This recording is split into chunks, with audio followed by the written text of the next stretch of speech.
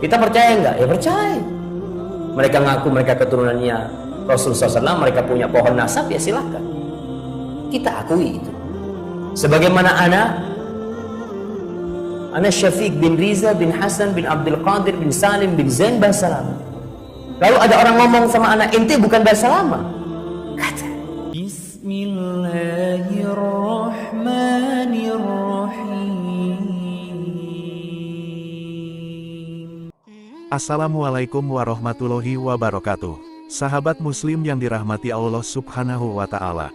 Polemik mengenai nasab Ba'alawi hingga saat ini seperti tak ada ujungnya. Pada mulanya polemik tersebut berlangsung secara ilmiah, namun semakin kesini berubah menjadi hasutan kebencian, yang seolah-olah mengarah kepada perpecahan di antara umat muslim di tanah air. Masyarakat awam yang berharap memperoleh kebenaran, justru mereka termakan hasutan kebencian anti-habaib yang dapat memecah belah umat.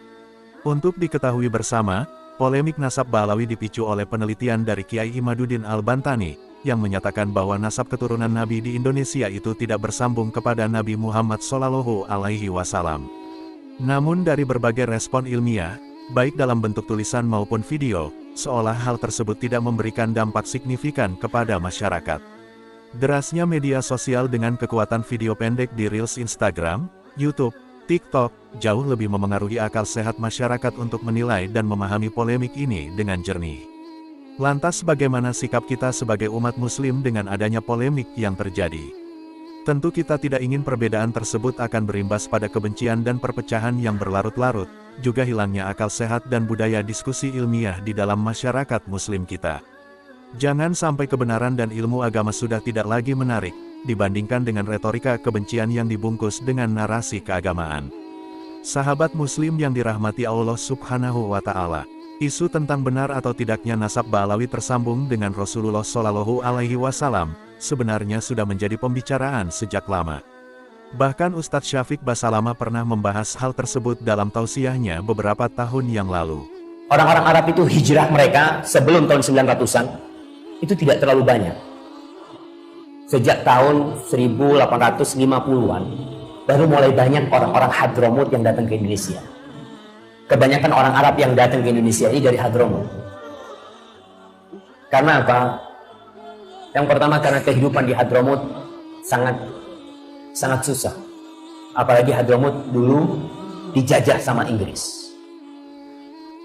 Sehingga banyak orang-orang Hadramut yang keluar. Bukan cuma ke Jawa. Mereka juga ke Amerika, kemana. Mereka pokoknya meninggalkan negerinya. Karena faktor politik, negeri, dan ekonomi.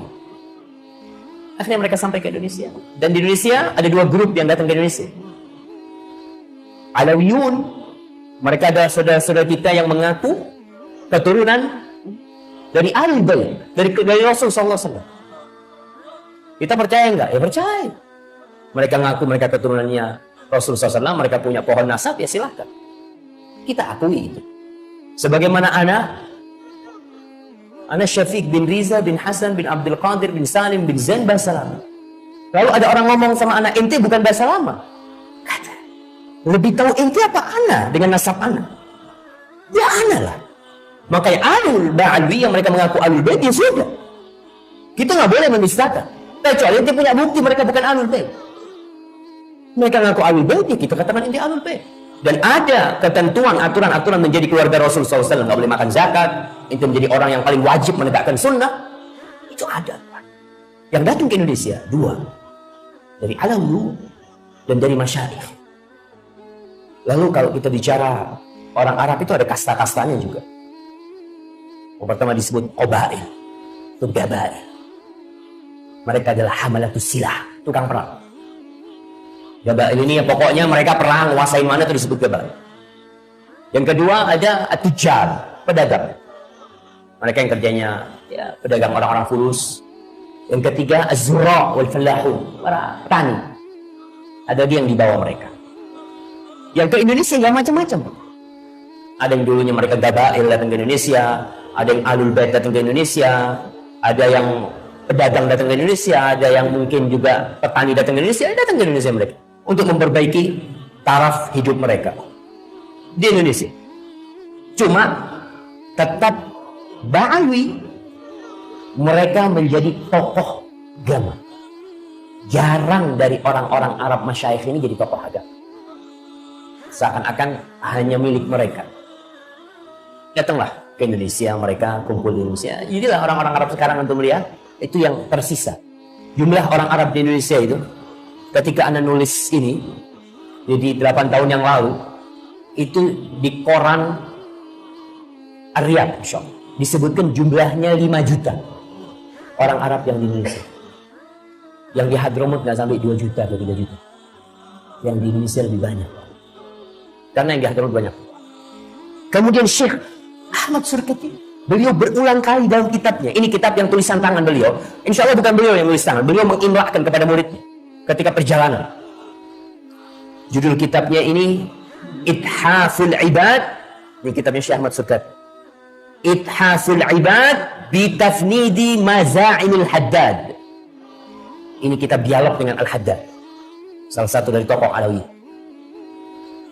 Beliau mengatakan nih dalam kitabnya, "Falya'lam Alawi Al-Haddad wa amthaluhu," hendaklah Alawi Al-Haddad dan yang semisal dengan Alawi Al-Haddad. "Anni," tahu aku nih, "lastu minal ladzina yukhawwafuna bismi ahli sunnah wala bismil jumhur." Aku bukan termasuk orang yang bisa ditakut-takutin dengan ahli sunnah, jumhur ulama. Wah, aku nggak perlu ditakut-takutin dengan ucapan-ucapan seperti itu. Walakinni minal ladzina yukhawwafuna bismi sunnah sahihah wa muhkamil kitab. Tapi aku adalah orang yang perlu ditakutin dengan sunnah yang benar dan kitab yang jelas, Al-Quran Karim. Kalau mau nakut-nakutin ini jangan pakai omongan, ente menyelisihin ini, enggak. Kalau ente ada sunnahnya, ente bisa takut-takutin anda. Ini Syekh Ahmad Surkati. Wa ahlu sunnah fi nadhari, kata Syekh Ahmad Surkati, dan ahlu sunnah menurutku, man ya'tamiduna ala kitabillah wa sunnati rasulihis sahihah. Ahlu sunnah itu adalah orang yang bersandar kepada kitabullah dan sunnah yang benar, sunnah Rasulullah SAW yang sahihah. Faman ja'ana, ini Syekh Ahmad Surkati ngomong dalil udah. Faman ja'ana bi ghairi hujjatin thabitatin minhuma, siapa yang datang kepadaku tanpa dalil yang jelas dari Quran dan sunnah, fala qimata li kalamihi indan fil umur diniyah. Omongan dia untuk urusan agama nggak ada nilainya buat kita. Kalau sudah menurut ana, menurut kita orang, menurut sudah jangan. Siapa juga nggak mau. Itu nih urusan agama, jangan menurut ente, jangan menurut nenek ente, jangan. Ini menurut Al-Quran dan Sunnah. Ini urusan agama. Syekh Ahmad Surkati nggak perlu ditakut-takutin ente menyelisih ahlu sunnah. Syuf, kalau sunnah yang mana sih? Jumhur ulama yang mana? Kalau memang benar anda menyelisihin, anda akan tinggal. Tapi kalau segera ditakut-takutin, banyak orang suka ngomong-ngomong seperti itu. Kata Syekh, walau kana min al-ard, walaupun ucapannya itu sepenuh bumi, tapi kalau nggak ada kitabullah, nggak ada sunnah Rasul, aku nggak terima. Faman syaa falyu'min, wa man syaa falyakfur. Fahasbunallah wa hasbuhu wa indallahi tajtami'ul khusur. Cukup Allah sebagai penolong kita dan penolong dia, dan nanti kepada Allah akan bertemu itu, berjumpa orang-orang yang ribut. Para jemaah, Syekh Ahmad Surkati benar-benar mengajak kepada sunnah Rasulullah SAW. Tapi ingat, beliau bukan maksum. Beliau hidup di masa yang ulama sangat sedikit pada waktu itu.